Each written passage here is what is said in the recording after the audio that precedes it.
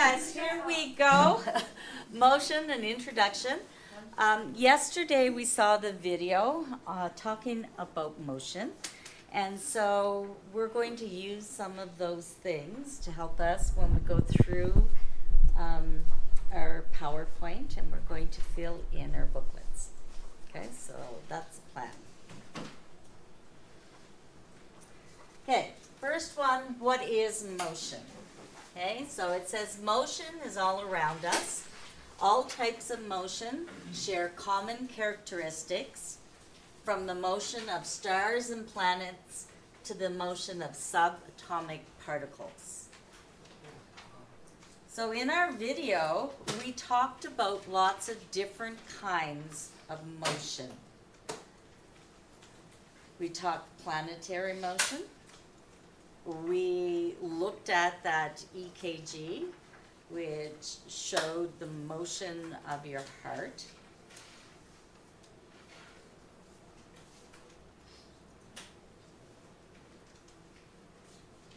So what is motion? What can we put there?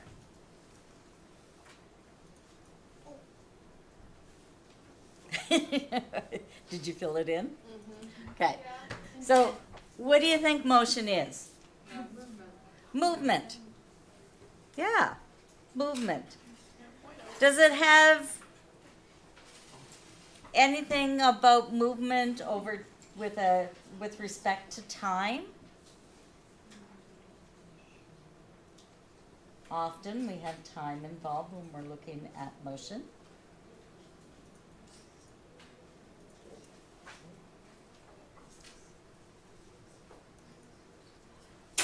How can you tell if an object is in motion? You'd be able to see it. Usually. Was there a time in the video where it depended? Well, it's on perspective. That's why we can't see the Earth moving around, but off. Exactly. So she said it was perspective. It is depending on your frame of reference, okay? So in the video, it talked about the fact that if we were sitting side by side, we would think that we are not in motion, okay? So sitting at the desk, not moving, we would think, oh yeah, my partner is not in motion. But we do know that the Earth is always in constant motion, so relative to someone in space, you would be moving. Okay, so it depends on the frame of reference.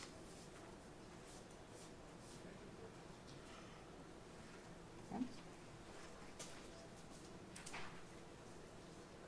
And that's the next thing here, frame of reference.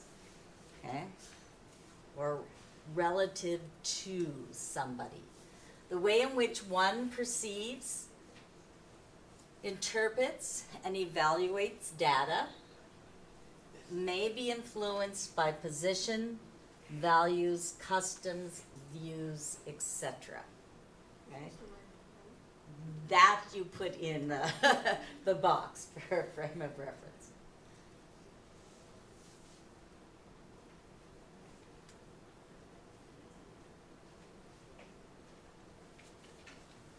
Okay. So this first picture here, he says, I am standing still, and then it says, wait, hold still. This cart is in motion. So the person in the cart is standing still. So he thinks, because he's not moving himself. So he says, oh, I think I'm stationary. And he is in the cart, and the observer looks at the cart and the person, and he knows that they're moving.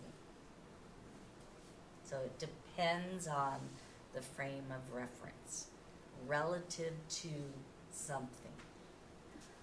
Here, we're looking at the car, and you could describe this car in the first picture that it is going towards a tree. And then the second picture, it is going away from the tree. So it's relative to the tree, where the frame of reference is the tree. Okay. Same thing that we had for the video, standing still on Earth, but if you're a space person watching a person on the Earth, they would be moving. Questions with that? Good?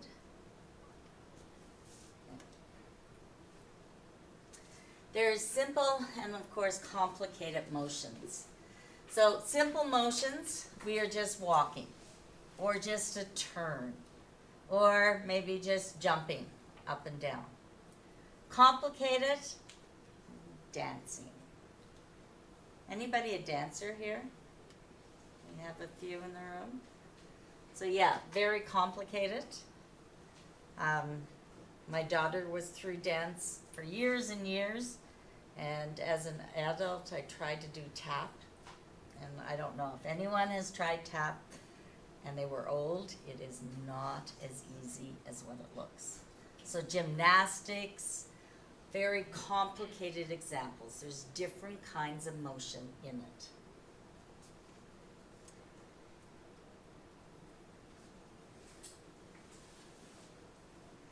Next one.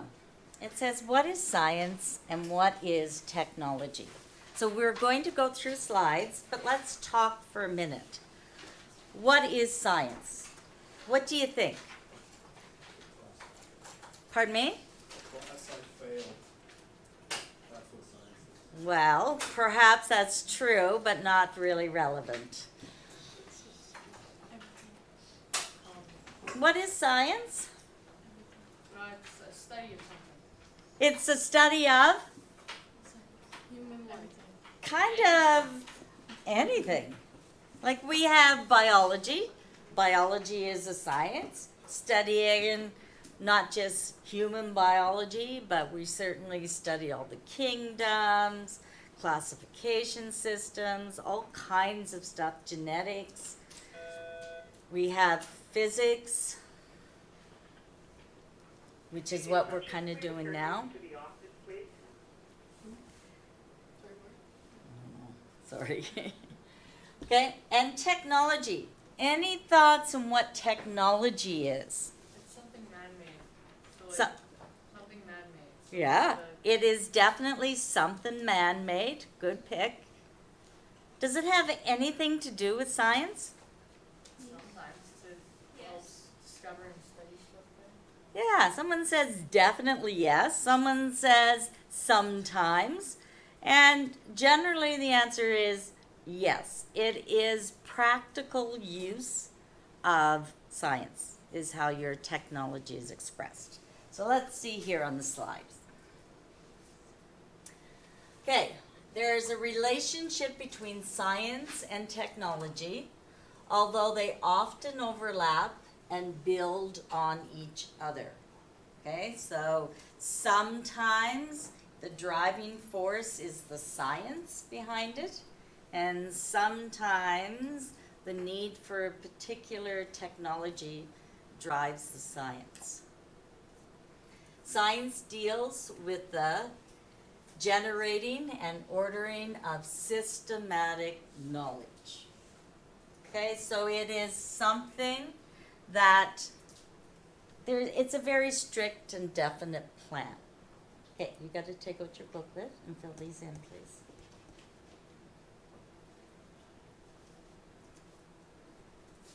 Technology deals with the systems, organization, and techniques of scientific or systematic knowledge. Okay, it's often in response to social and human condition.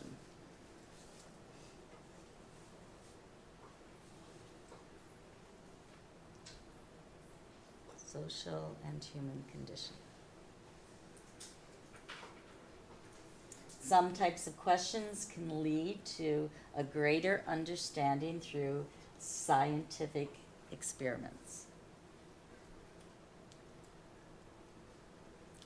technology and science. The practical use of science would be your technology.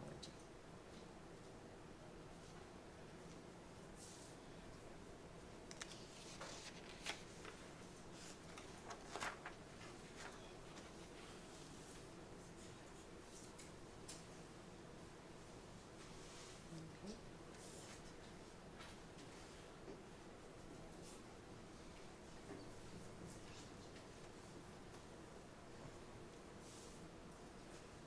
Suppose I'm in your way when I'm on this side.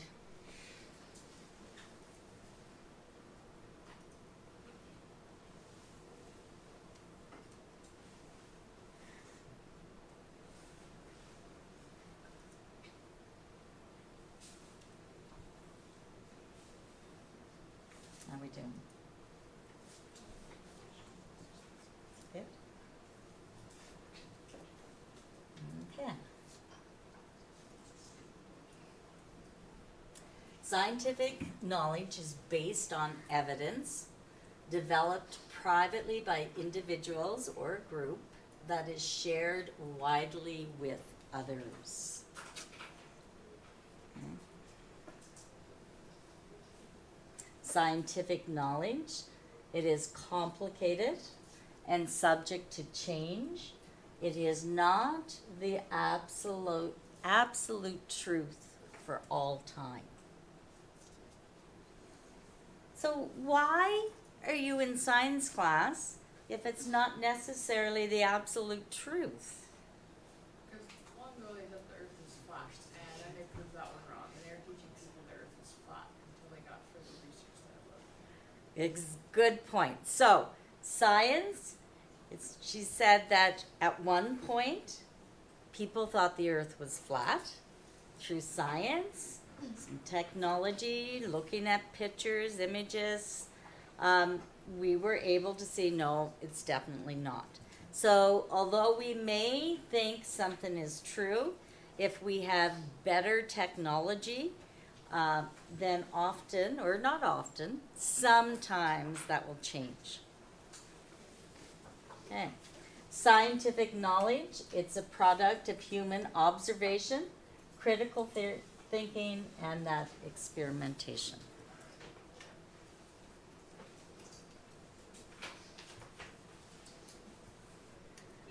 Okay, you have a 2-column chart there.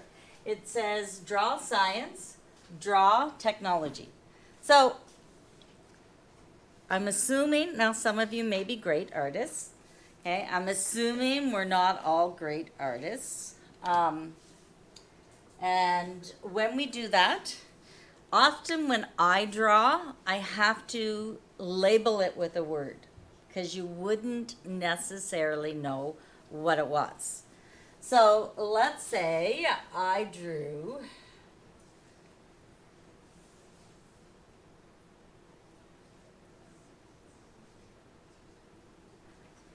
An airplane? See, it's an airplane. But some people may say it is a fish that has kind of a pattern on the side. So I would have to label my drawings. Now maybe you don't have to do that. And you don't have to take a lot of time. But we want to have a couple of images just of what you think science is and a couple of images of what technology would be. So that's what we're going to do right now. I'm just going to come around and have a look. Okay, so I've seen a fair amount of little drawings. So for science, we've had some bodies. Okay, so yes, anytime we have an animal, a plant, anything like that, we would be exploring or investigating that body in biology. I've seen some chemical equipment.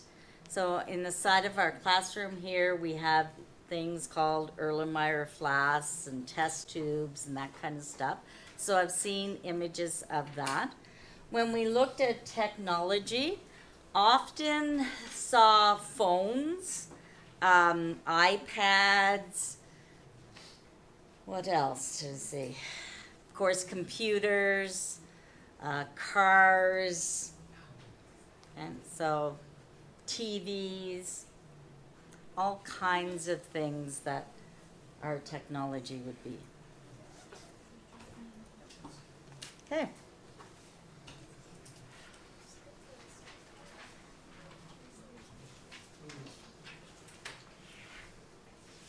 Okay, so let's turn the page.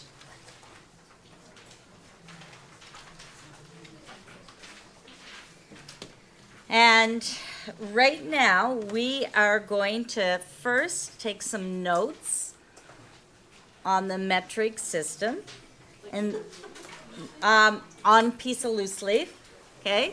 And then we will go to the PowerPoint to fill in some more, okay? So you need a piece of paper. If you don't have a piece of paper, you can grab, there's a paper box that has a few pieces of lined paper.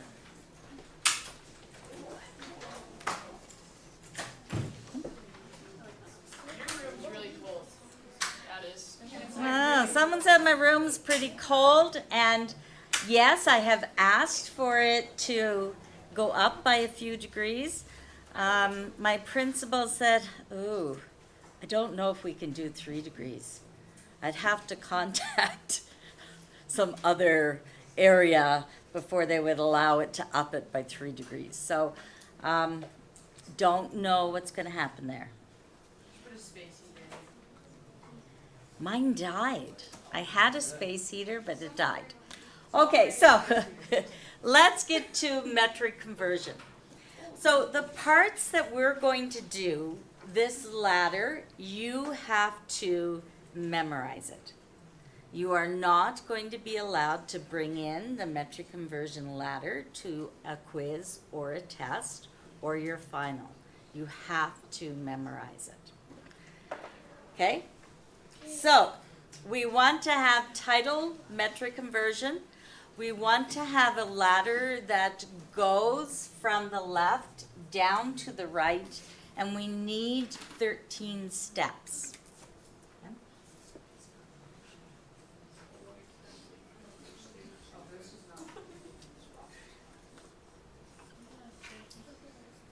Those are stairs. No one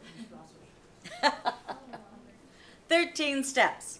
Now, I can honestly say that I did not count my steps because I can erase and add as I want, but you need 13 steps. I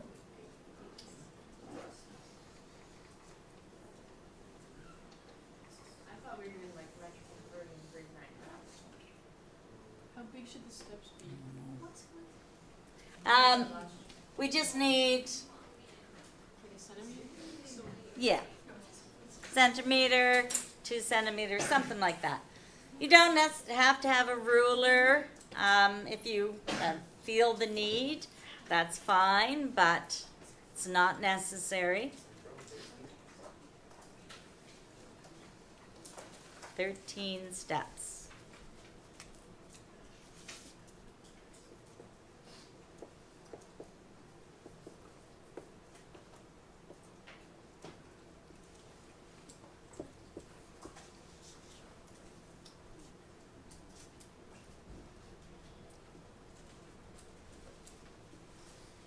Okay, do we remember what base units are?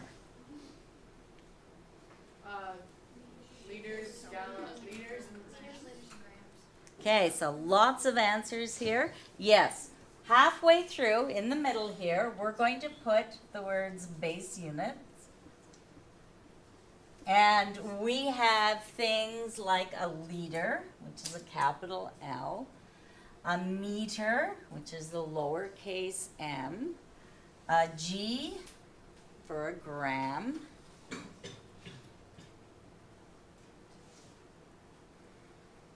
okay, all kinds of base units. When we get into the second part of this unit, we'll have force unit, which is a Newton. And I'm not sure if there's anything else different. Okay, do we know going down the ladder what the next closest to? Centimeter? No, we have centimeters here. Or centi, isn't it? It's a centi, yeah. And the symbol is a C. C is a centi. Any other units you remember? Millimeter? Deci I heard. And deci is actually right, let's put a D so you can see. It is before the centi. And it is DECI. Okay, any other units? Milli, lowercase m, milli. Do we remember anything else? Hector. Okay, so let's look at deca first, because I heard that first. DA. D-A, deca. Okay, I often have students that say, I can't remember between the deci and the deca, which goes below my base unit, which one is smaller, or which one is a larger unit. And I always say you want to put the I's together. So I think everyone remembers that centi is one below. And so we're going to put centi, deci, and milli together, the I's. Yeah. Okay, next one up. Hector. Hecto? Kilo. Kilo's Actually, above hecto. yeah, hecto. And then kilo. And then we have two that we have to fill in. If I have any other units, I will give you the information for it. So we skip 2 jumps. Okay, so 2 steps there. And then I have a capital M, which is a mega.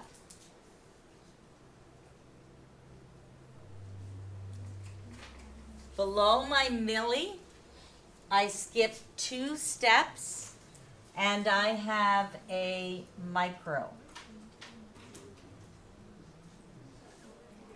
So- a mega gallon and a micro gallon would be like. Both capital M. No, okay, so let's look at what the micro is. I always like to think of it as a U with tails. So it's more like that. A U with tails. It's not an M,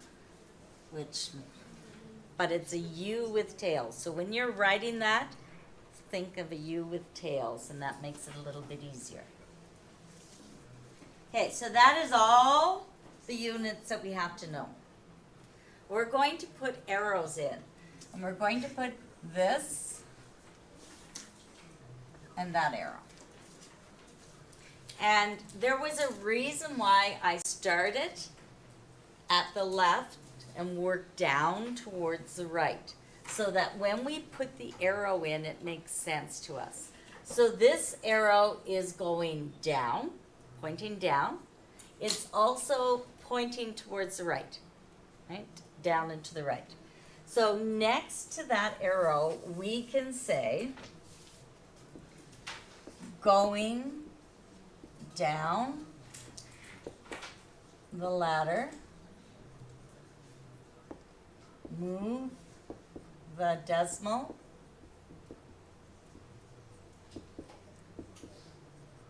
to the right. The arrow is going down and to the right. So, yeah.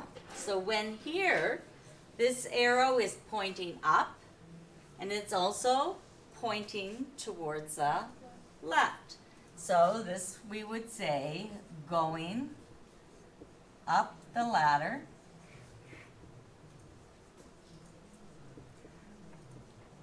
move the decimal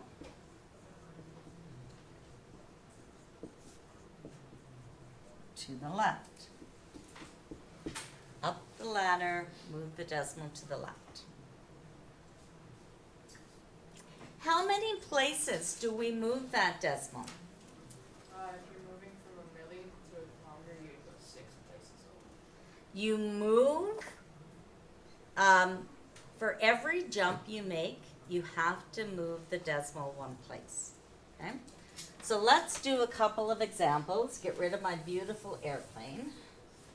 And let's go from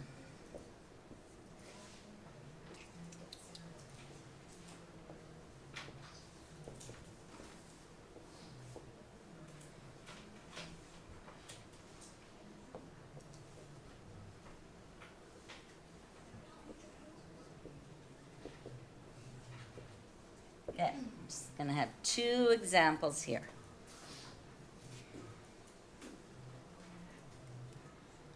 I want you to take a moment and see if you can do that before we do it together.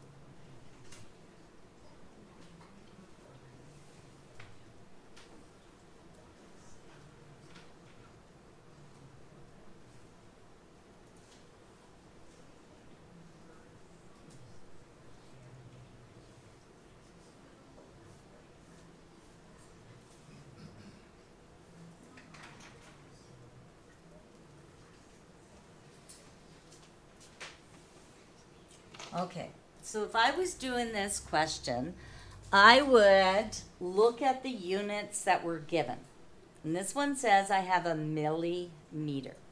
And so on my ladder, I would put an X where the milli is.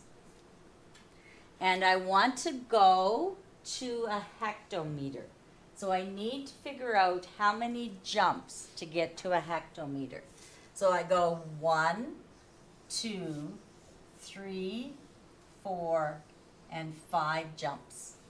So I'm also went up the ladder.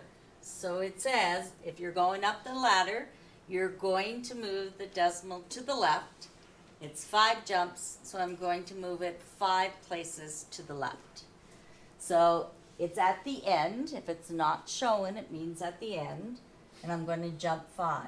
1, 2, 3, 4, and 5. So I have this one little spot where nothing is there. So I have to put a 0 there. So it's going to be 0.027. Is it okay if I put a 0 in front of it? Yes. So we still have to do significant figures, but you can always put a 0 out in front. A leading 0, that's never incorrect. For today, if you decide to put the 2 zeros at the end, you know, I won't mark it wrong. But once we learn how to do sig figs, then this would be the actual answer. Okay, next one. I put an X where I start, and this one says a megagram. So we're going up here to a mega. That was megagram? I thought that was milligram. Milli is a lowercase. That's gonna catch me a lot. A mega is a capital. So we do have to make sure that we're watching that. Okay, so it is a common mistake. So if you made that mistake, just remember you're going to have to kind of look at that a little more closely. Okay, so this one says I start at the mega and I want to go down to my gram or my base units. So I'm going to jump 1, 2, 3, 4, 5, 6 places to get to grams. I am going down the ladder, so I go to the arrow that is going down, and it says I have to move the decimal to the right. And I made 6 jumps, so I moved the decimal to the right 6 places. So it's at 1.80. So I have 1, 2, 3, 4, 5, 6. So I'm going to have to fill all of those spots up with zeros. So I have 180 there.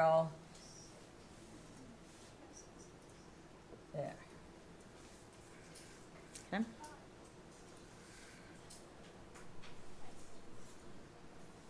How's that? Okay. Let's go ahead and continue in our booklets. And we're going to be at the metric conversion page.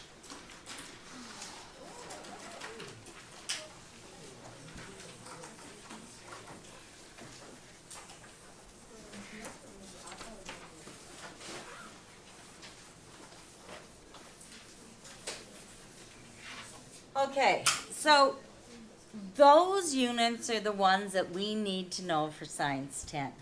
They are certainly not all the prefixes that you can have with the metric conversion. Okay, they're just the ones that we have to know. Okay, the metric system. Why are you going to use the metric system? Well, usually because it's pretty easy. You can convert back and forth, and you can do that because we're talking about multiples of 10. So scientists communicate their research and ideas to each other as a way of solving problems. Languages and cultural differences in different parts of the world can make that communication difficult, and the metric system is standard. Okay? Standard way to communicate. So that's pretty important.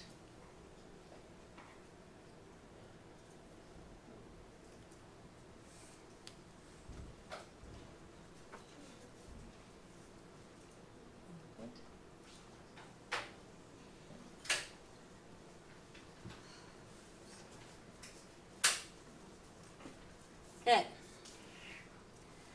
Every observation, we have a number and a unit. The unit tells what that number represents. So if I had 16 G's, what would that tell us? 16 grams. 16 grams means that is the mass of my object. 16 grams. If I had 355 mLs, I would know that is 355 milliliters, and that's a volume unit. Okay, the base tells you what is being measured, and the prefix tells you the size of that unit. A kilometer is 1,000 meters. A kilopascal is 1,000 pascals. A millisecond is going to be 0.001 seconds. Okay, so we could do those conversions with our metric conversion chart.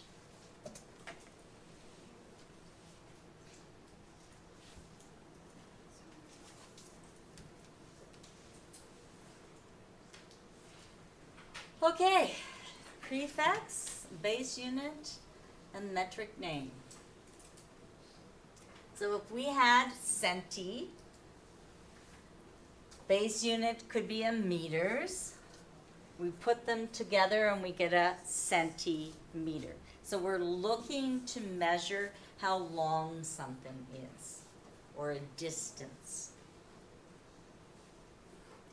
Centi has the symbol, a lowercase c. The symbol for a meter is a lowercase m. And so if we have a symbol for centimeters, it's just lowercase c and m.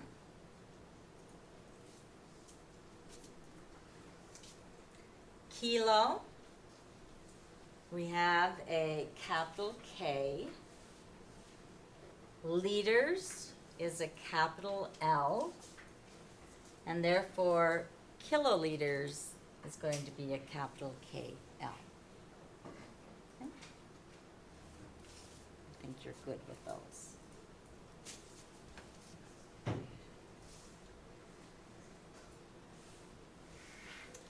Okay, on that number line at the bottom of your page, we are not going to worry about these, pico, nana, giga, none of those, okay?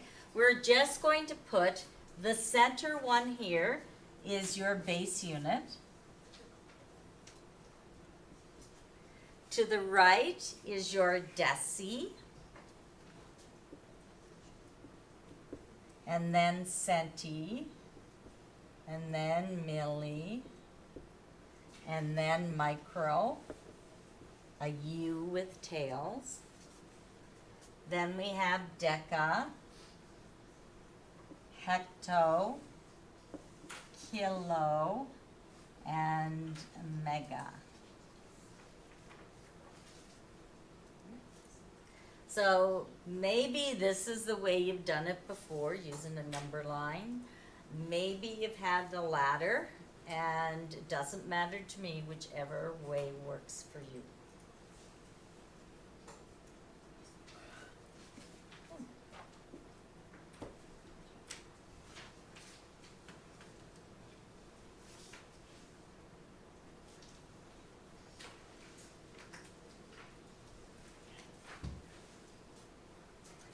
Okay, it is convenient.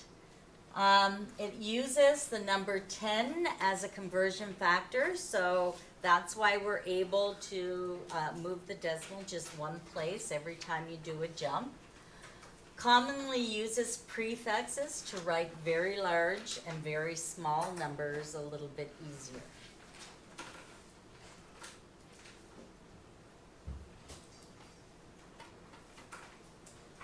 Okay, so we don't need these first two. Mega, we know. Capital M, kilo is your K. Hecta is an H. Deca, your D-A. Deci, just a plain D.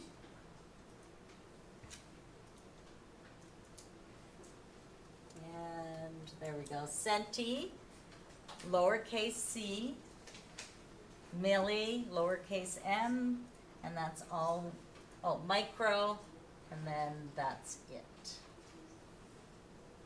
Okay, let's try these.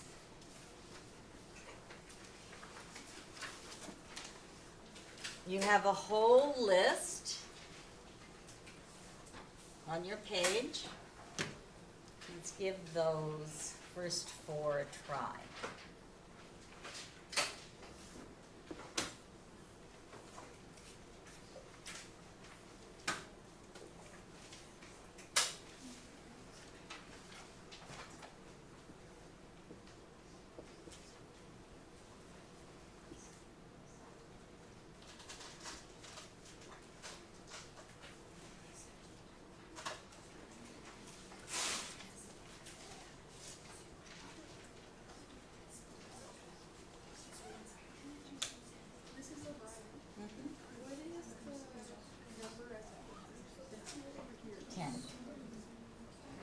The number as a conversion factor is 10 from your notes.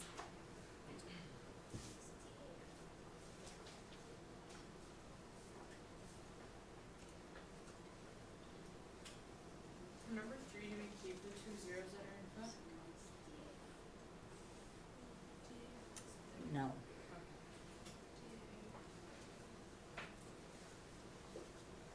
No, we don't keep the 2 zeros for here. We just need to make sure that we're moving the decimal. So I put a little conversion ladder at the bottom here. Just makes my life a little bit easier. Okay, again, you can use the number line if that's better for you. It means the same thing. I start here as a centimeter, and I go to a deci. meter. So I'm only doing one jump. And I'm going up the ladder, so I'm going to have to move it to the left one place. Okay, so this would now be 10. Again, if for today you put 10.0, that would be okay. But when we do sig figs, it wouldn't be. So I'm just going to put 10 up there. Next one, we're looking at liters. So I'm starting at kilo, and I want to go to deca. So I go down the ladder, 2 jumps. Going down the ladder, you move the decimal to the right. So I have to go 2 places, 1, 2. I'm going to fill up those little hoops with zeros. What's a W? Watt. Yeah, watts. Someone asked what a W was, but we're not quite there yet. So what do we do for that one then? That's So- a base unit, isn't it? Yep, 530 Kilowatts, 0. like, Okay, guys, just let's keep with this. When we flip to the next slide, we'll keep going there. So, decaliter. Here I have a mega amp. So A is just the base unit. So all we have to do is look at these prefixes out in front. And this one says I'm going from a mega to a hecto. So I put my X up at my mega and I jump 1, 2, 3, 4 places. I'm going down the ladder, so I move it to the right 4 places. So here is my decimal, 1, 2, 3, and I'm going to put a 0 in that last hoop. So 250 hectoamps.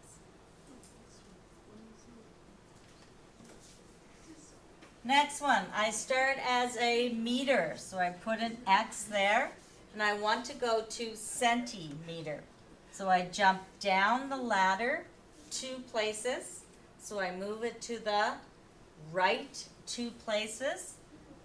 If there's no decimal shown, it means at the end, 1, 2. So I'm going to have 5,000 centimeters. Okay.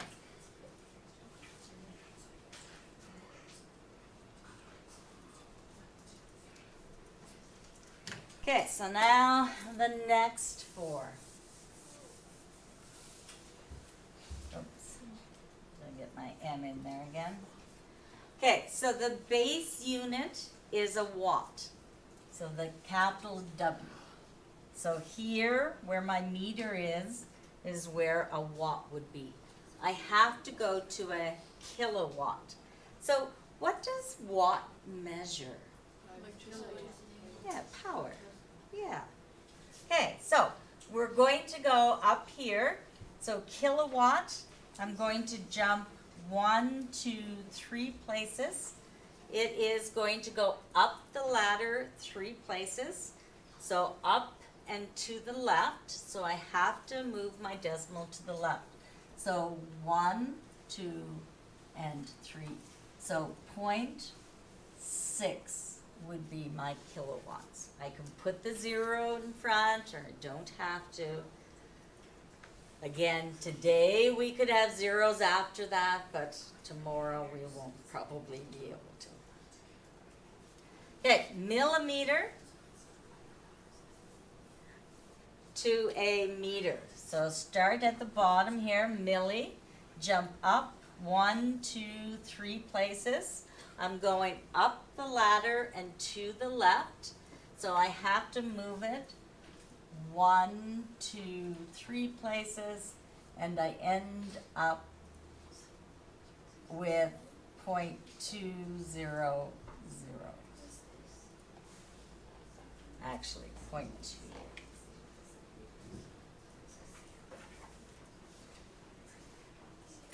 Okay. What's this ML?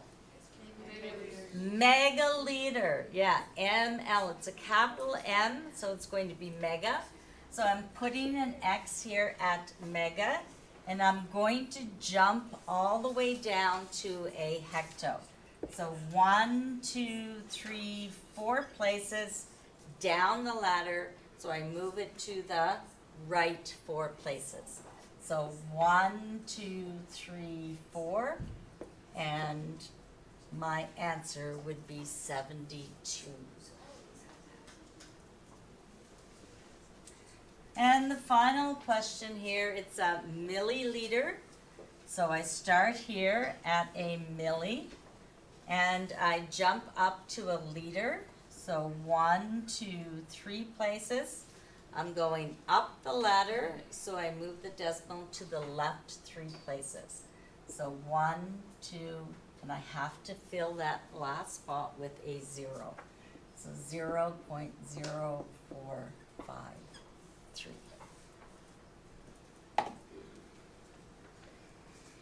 Okay, so now in your booklet,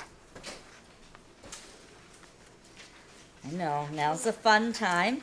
You get to practice. Sweet, I know, isn't that wonderful? Okay, so that's what we need to do now. We need to have page 6 done for tomorrow. Page 6.